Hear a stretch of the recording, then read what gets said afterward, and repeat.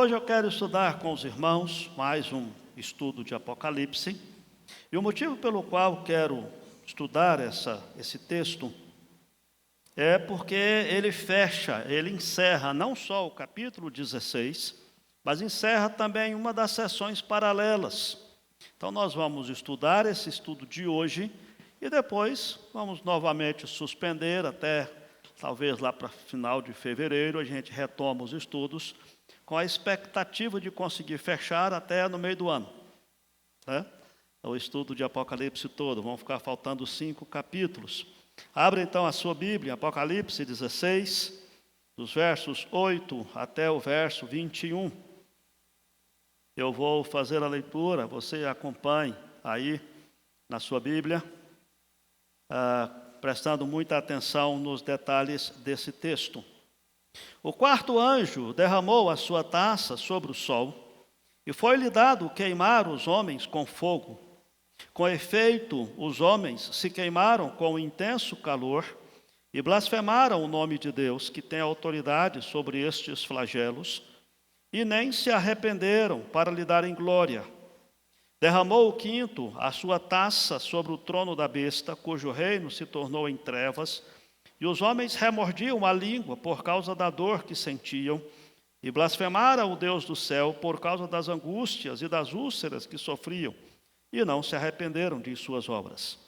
Derramou o sexto a sua taça sobre o grande rio Eufrates, cujas águas secaram, para que se preparasse o caminho dos reis que vêm do lado do nascimento do sol.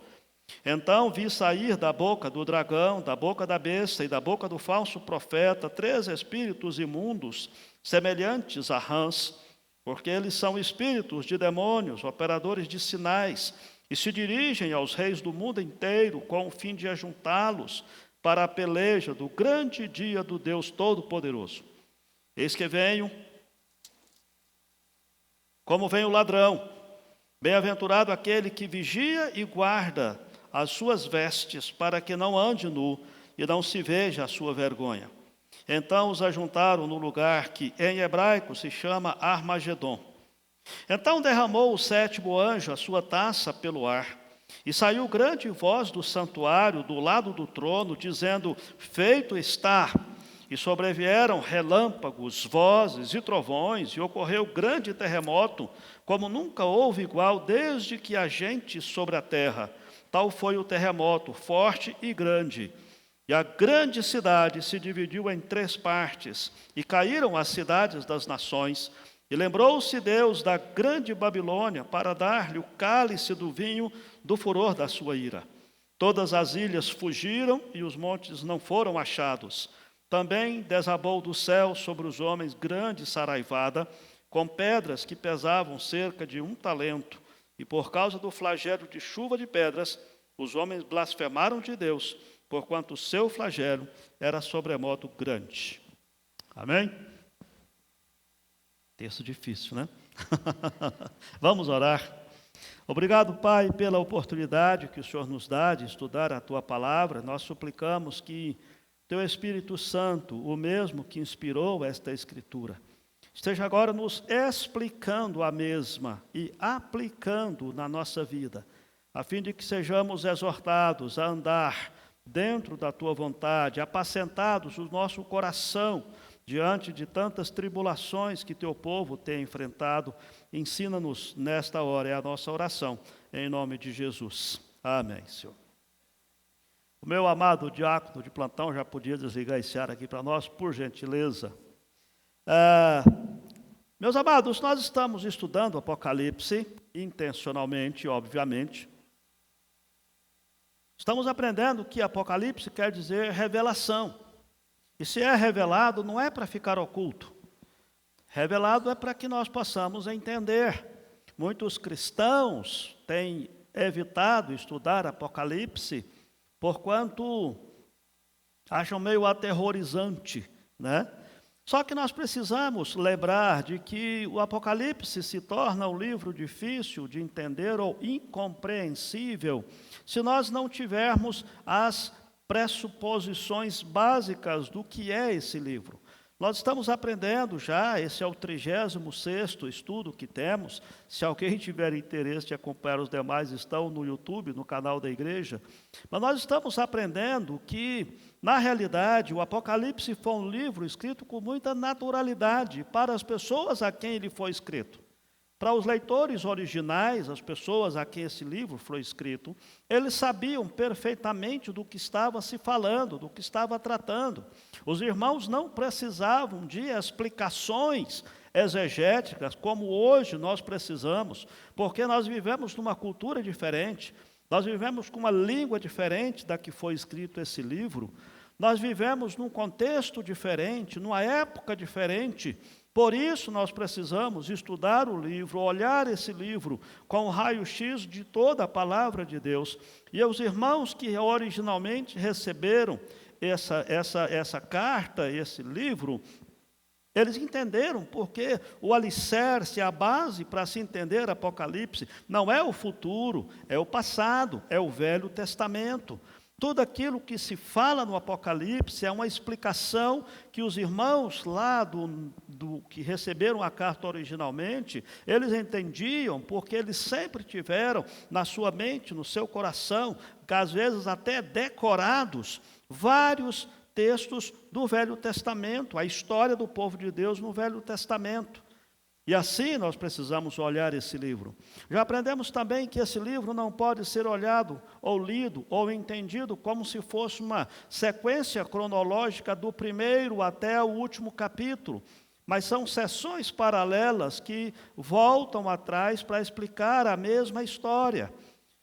E é preciso que a gente tenha isso em mente, porque se você não entender isso, você não consegue entender Apocalipse.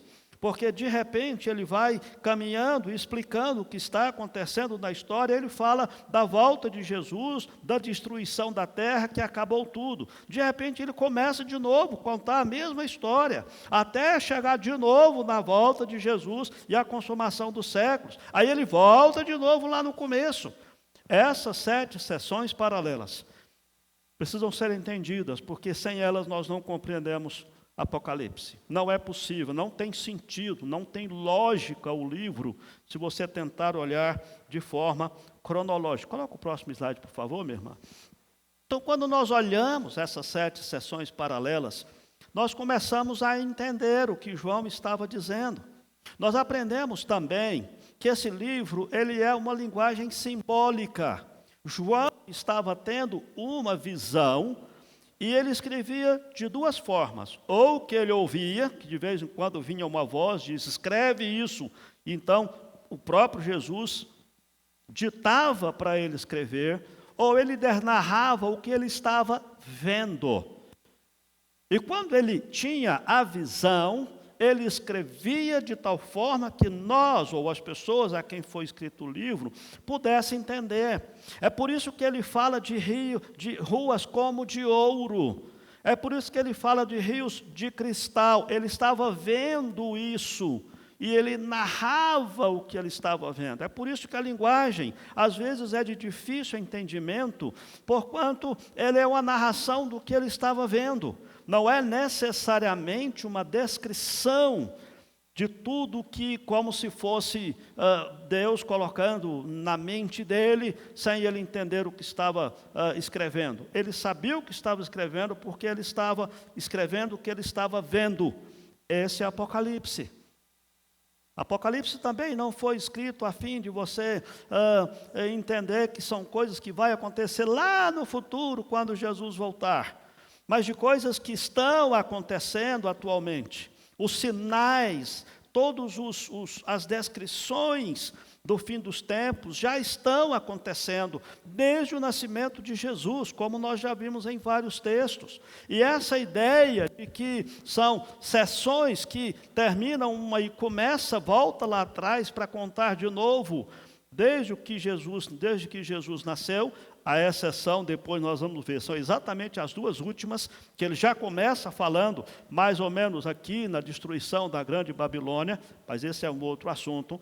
Nessa descrição, nós vemos os 7 selos, as 7 trombetas e as 7 taças de ira.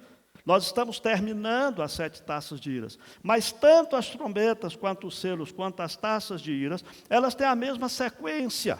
Trazem alertas, trazem avisos que estão vindo desde o nascimento de Jesus. E elas são, as 5 primeiras, sempre são esses alertas. A sexta é a descrição do que está acontecendo ao se aproximar o dia do Todo-Poderoso, o dia da volta de Jesus. Depende da sessão, ele fala de uma forma diferente. E a última trombeta, ou a última dessas descrições, seja os selos, trombeta ou as taças de ira, já fala da consumação dos séculos. Já fala da volta de Cristo mesmo.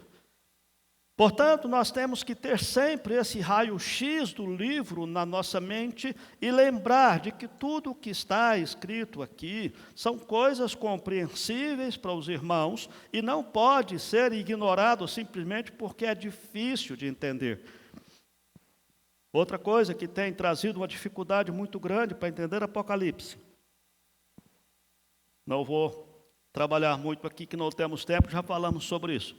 É uma visão pré-milenista de que quando Jesus voltar, ele vai reinar na cidade de Jerusalém sobre todas as nações por 1000 anos. Depois de 1000 anos, Satanás será solto e vem então aqueles grandes dragões e monstros que as pessoas acabam tendo pesadelos de noite, quando na verdade é uma visão que não se sustenta na palavra de Deus.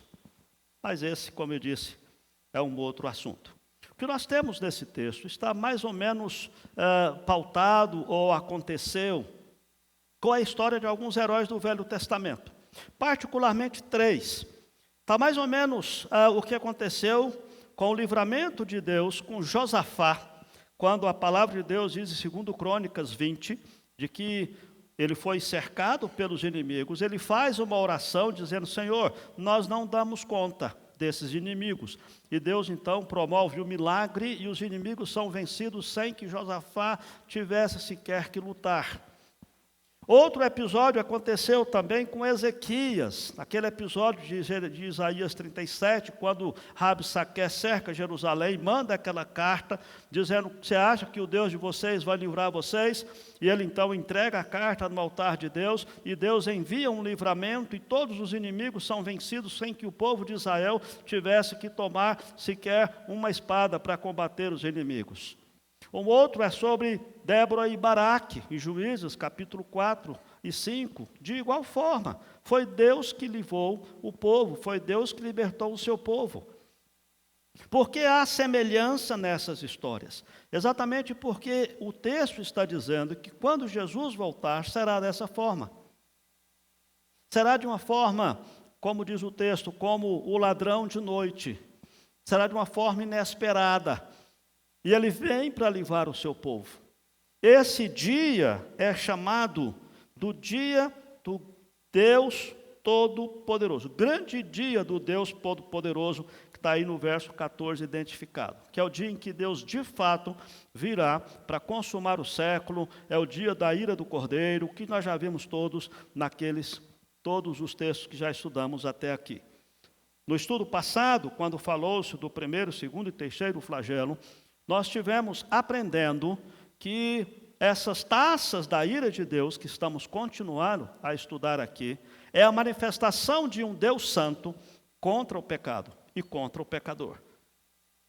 Nós aprendemos que nós não devemos ignorar a ira de Deus, que os crentes e muitas pessoas falam muito do amor de Deus, da salvação de Deus, mas se esquecem que o Deus é também um Deus de ira contra aqueles que se rebelam contra Ele. E isso é claro na Bíblia inteira, só que às vezes nós esquecemos ou deliberadamente não consideramos os textos que falam da ira de Deus. Por exemplo, há um texto que diz que porque Deus amou o mundo de tal maneira que deu o seu Filho unigênito para que todo aquele que nele crê não pereça, mas tenha vida eterna. Tá bom, mas e aquele que não crê? Aquele que não crê perece e não tem a vida eterna. É óbvio.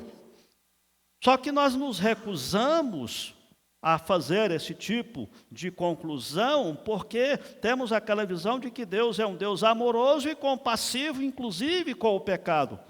E não é. Nosso Deus é um Deus de santidade. Nós aprendemos acerca da santidade da ira de Deus, que a ira de Deus é diferente da nossa. Não é simplesmente um Deus vingativo que quer arrasar com tudo. Não, é uma ira santa, justa. Aprendemos sobre a vingança de Deus, no sentido de que Deus estará dando a paga a todos aqueles que estão oprimindo o povo de Deus. É um Deus que cuida do seu povo, e para cuidar do seu povo, Deus tem que acabar com o iníquo e com a iniquidade, é óbvio.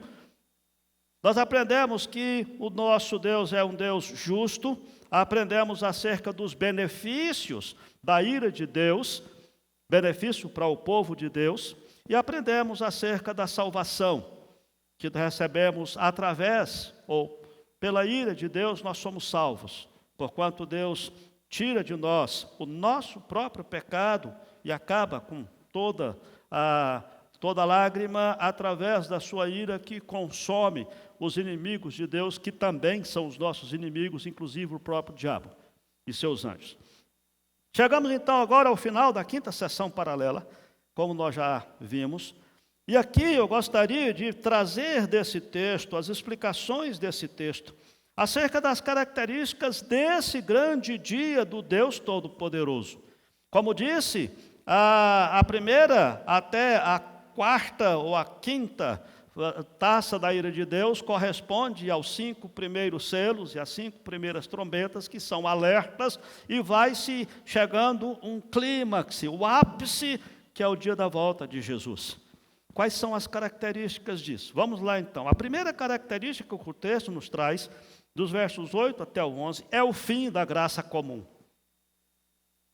Deus vai retirar a sua graça comum de sobre a terra. A quarta taça de ira foi derramada no sol, para que o sol passasse a ter um calor agressivo sobre os homens. Muito agressivo. Observe que a chave para entendermos isso é notar essa taça de ira como o oposto do que Deus promete na Bíblia para o seu povo. Porque a promessa que Deus traz no Salmo 121 é: o Senhor é quem te guarda, o Senhor é a tua sombra à tua direita, de dia não te molestará o sol, nem de noite a lua. Aqui mesmo no livro de Apocalipse, no capítulo 7, Deus já havia prometido que os redimidos jamais terão fome, nunca mais terão sede, não cairá sobre eles o sol, nem ardor algum. Mateus capítulo 5, verso 45, a palavra diz que na sua graça comum, Deus faz o sol nascer sobre os bons e os maus, a chuva cair sobre os justos e os injustos. No entanto, chegará um tempo em que Deus removerá a bênção da vida daqueles que se rebelam contra Ele, de tal forma que aquilo que é bênção na vida de todos, inclusive dos ímpios, passa a ser maldição. Passa a ser julgamento de Deus. Deus retira a sua graça comum. Aquilo que nós sempre temos mostrado e falado, de que Deus tem a sua graça como um grande guarda-chuva que nos cobre, que nos protege, e essa proteção ela é extensiva a toda a humanidade, mesmo aqueles que são maus, mesmo aqueles que são injustos. Agora, quando chega o julgamento pelo pecado, Deus retira essa graça comum. Deus deixa com que a humanidade se torne à mercê daquilo que é prejudicial, que Deus refreia por causa da sua graça comum. Da graça que Deus concede a todos os homens, aguardando até que sejam salvos. Vejam, a nossa cultura, e não é novidade para ninguém, a nossa cultura, ela é deliberadamente, intencionalmente rebelde contra Deus.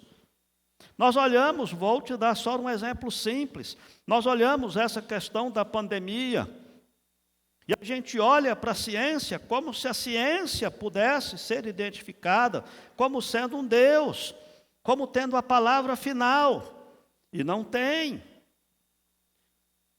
Nós sabemos perfeitamente, amados, que essa nossa cultura secularista, ela corrompe a ideia de Deus.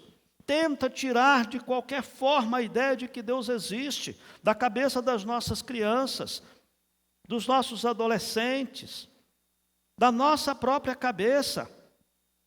Isso não ficará impune, queridos. O nosso Deus é um Deus justo, e haverá o dia em que tirará essa graça comum. E observe que, mesmo diante da retirada dessa graça comum, as pessoas, os homens, os pecadores, ao invés de se arrependerem para darem glória a Deus, fazem a blasfemar contra Deus. Isso é uma coisa que me chama muita atenção. Como que os ateus blasfemam contra Deus. Eles não acreditam em Deus, mas ainda assim eles blasfemam contra Deus. As pessoas veem essa pobreza generalizada, eles veem as doenças, a quebra dos relacionamentos, o pecado, o crime proliferando, veem todas essas coisas ruins, e tudo isso enraizado no pecado, e eles amaldiçoam Deus. Vocês não falam que Deus é um Deus bom? Cadê então Deus? Por que tem tanta gente morrendo nessa doença? Por que tem tanta gente na pobreza?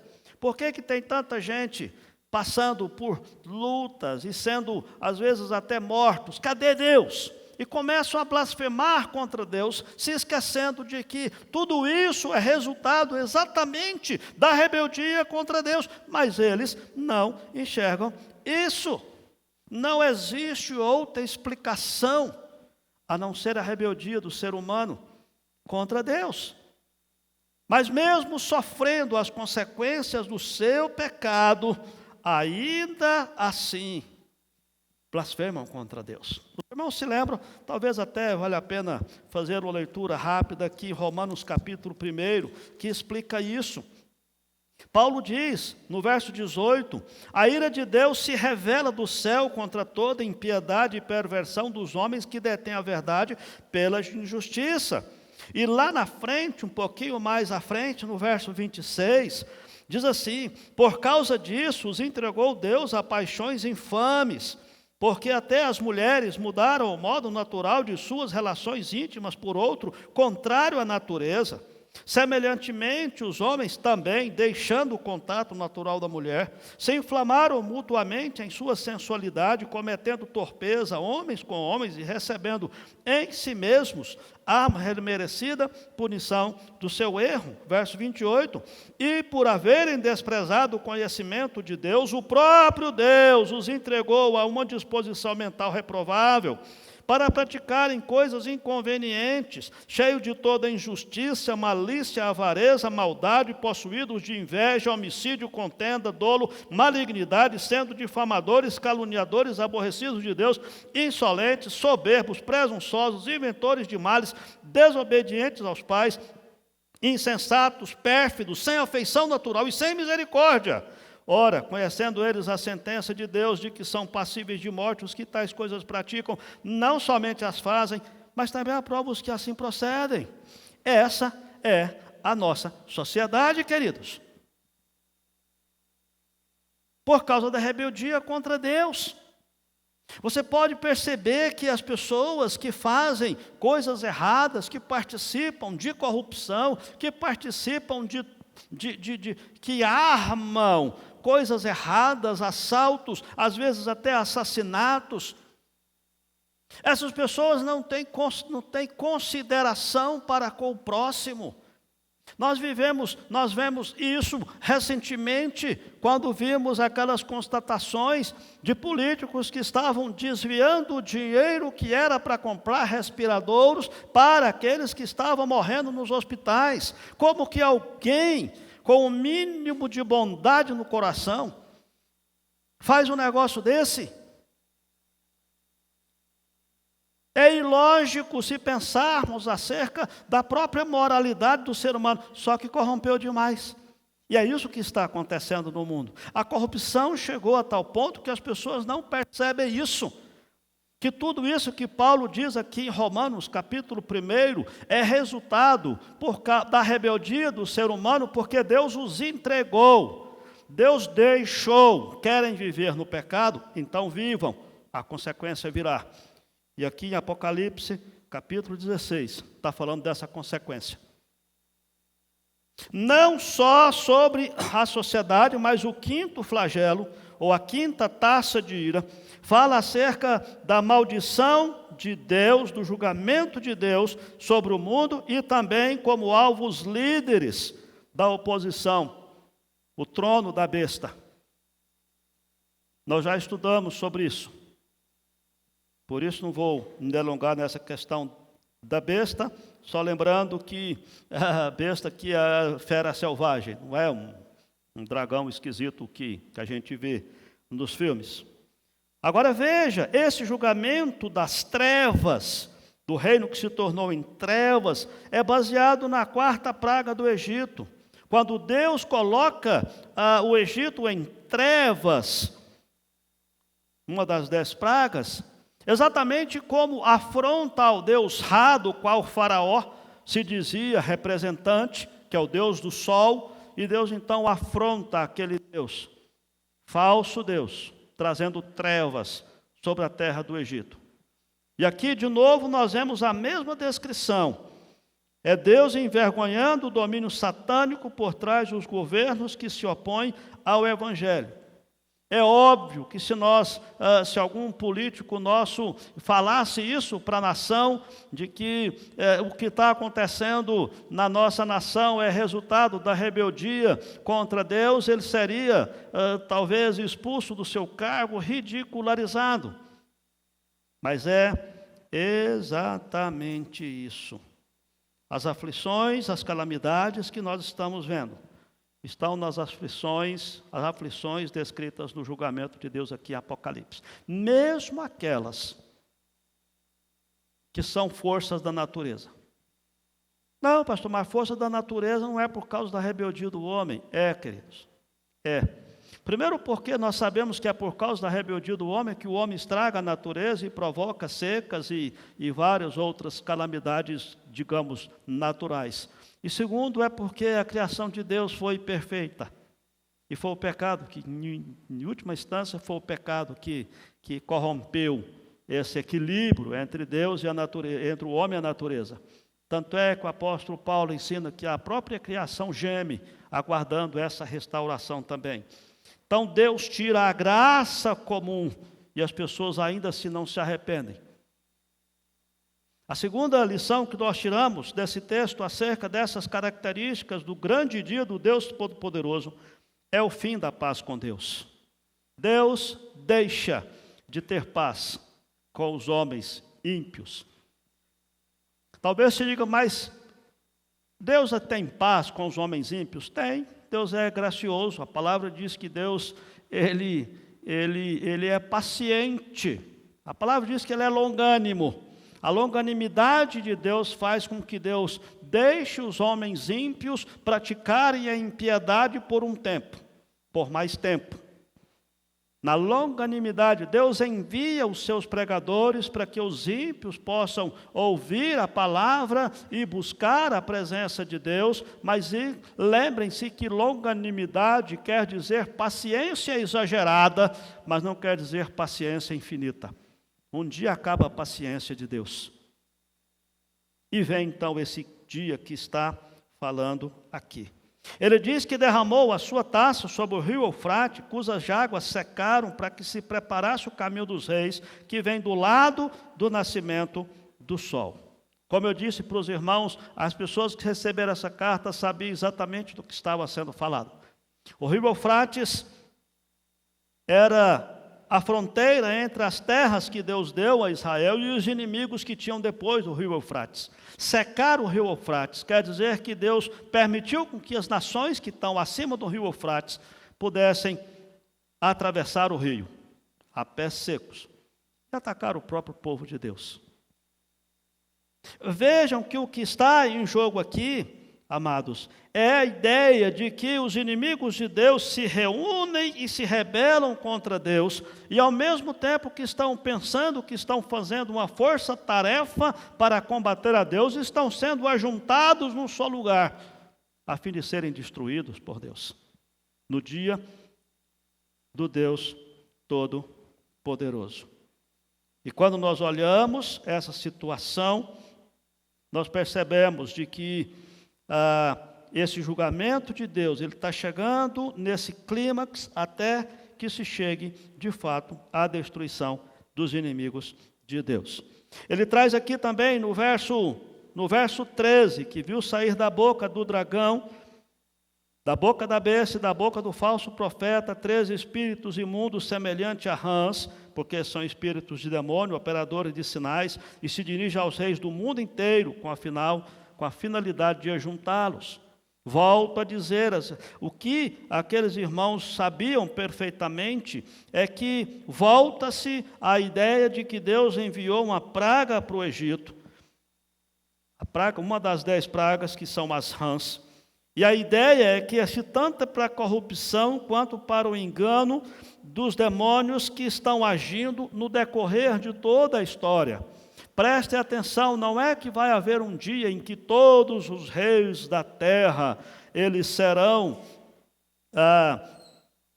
ajuntados para essa grande peleja, mesmo porque hoje a gente nem tem rei sobre a terra, já não se tem mais a figura de um rei, são presidentes, são parlamentares. A ideia implícita aqui, amados, é uma linguagem simbólica de que o diabo ele influencia as lideranças mundiais. E talvez você possa se lembrar de Hitler, talvez você possa se lembrar de Mao Tse Tung, você pode se lembrar de Stalin e outros grandes reis da terra, líderes de nações que conduziram tragédias para o seu povo, com milhões e milhões de pessoas que foram trucidadas e assassinadas por esses regimes. Mas você não precisa ir muito longe também não. Você pode se lembrar até das nações ocidentais, da injustiça que impera no mundo todo, no nosso próprio país.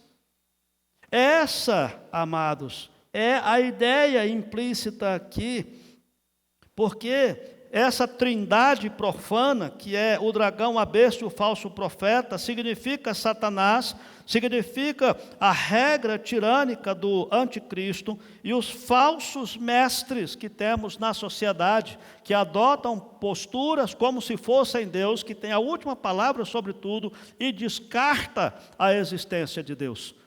Isso tudo está acontecendo desde o começo da história, e o que nós temos nesse texto é a descrição de que um dia isso vai acabar. Um dia Deus estará dando resposta a tudo isso. Deus estará levando adiante a consumação da sua condenação. Talvez valha a pena aqui nós entendermos o texto que então os ajuntaram no lugar que em hebraico se chama Armagedon, que é uma das dificuldades que nós temos visto alguns teólogos explicar que será uma grande guerra mundial, dizendo que é a terceira, né? E talvez não tem como se afirmar isso, porquanto nós tivemos 2 guerras mundiais, poderá ter uma terceira, uma quarta e uma quinta, ninguém sabe. Ou pode nem haver uma terceira, porque a descrição aqui não é uma descrição de uma guerra mundial simplesmente, mas é a rebeldia do mundo inteiro contra Deus. A guerra não será entre uns e outros, mas será de todos contra Deus. Essa tal da batalha do Armagedon. Armagedon significa Monte Megido. Ar, em hebraico, H-A-R, quer dizer exatamente montanha, e Megido é uma cidade ou fortaleza com vista para uma planície a noroeste de Jerusalém, onde aconteceram muitos, mas muitos episódios de grandes batalhas na antiguidade. A batalha de Débora e Baraque aconteceu nas proximidades dessa planilha de Megido. A morte de Saul também. Elias e os 400 profetas de Baal aconteceram também nas proximidades da planície de Megido. A batalha de Gideão, a morte de Josias, enfim, as maiores batalhas, as grandes batalhas que o povo de Deus teve e que viu o livramento, que viu a descrição do poder de Deus, foram nas redondezas das planícies de Megido. Quando isso foi falado para um judeu, ele entendeu imediatamente que o simbolismo por trás dessa ideia era de que as grandes batalhas de Deus são guerreadas pelo próprio Deus, porque eles viram isso. E a ideia do juntamento de todos os reis da terra, naquela planície, o judeu ele sabia perfeitamente que ele estava se referindo às batalhas que o povo de Deus tinha visto, o livramento de Deus. É um símbolo tipológico de uma última batalha contra os santos e contra Cristo, que acontecerá no final dos tempos. É um símbolo de guerra que as nações e as culturas infligem ao povo de Deus e que finalmente Deus virá para acabar com tudo isso. A ideia de que não, é porque vai haver uma junção de todos os exércitos lá na planilha de Megido, como os pré-milenistas afirmam, é uma ideia incoerente. Porque por mais que seja de fato uma região com uma grande planície, e que era de fato uma grande planície para os exércitos daquela época, hoje não caberia sequer um exército, muito mais a junção de todos os exércitos do mundo para fazer uma guerra mundial contra Deus. E volta a dizer, João estava descrevendo simbolicamente e não literalmente essa descrição. O grande dia de Deus, o Todo-Poderoso, que as Escrituras tanto falam, é quando Cristo... Olá, que bom ter você por aqui. E aí, gostou do vídeo? Então não se esqueça de se inscrever no nosso canal, ativar o sininho para receber as notificações dos outros vídeos que virão, curtir esse vídeo e principalmente, é claro, compartilhar ele com as pessoas que você ama, para que elas também sejam edificadas e abençoadas por essa mensagem. Nos siga também nas outras redes sociais que estão aparecendo aí na sua tela, para você poder acompanhar melhor os nossos horários e as nossas programações. Tá bom? Que Deus abençoe sua vida e até o próximo vídeo.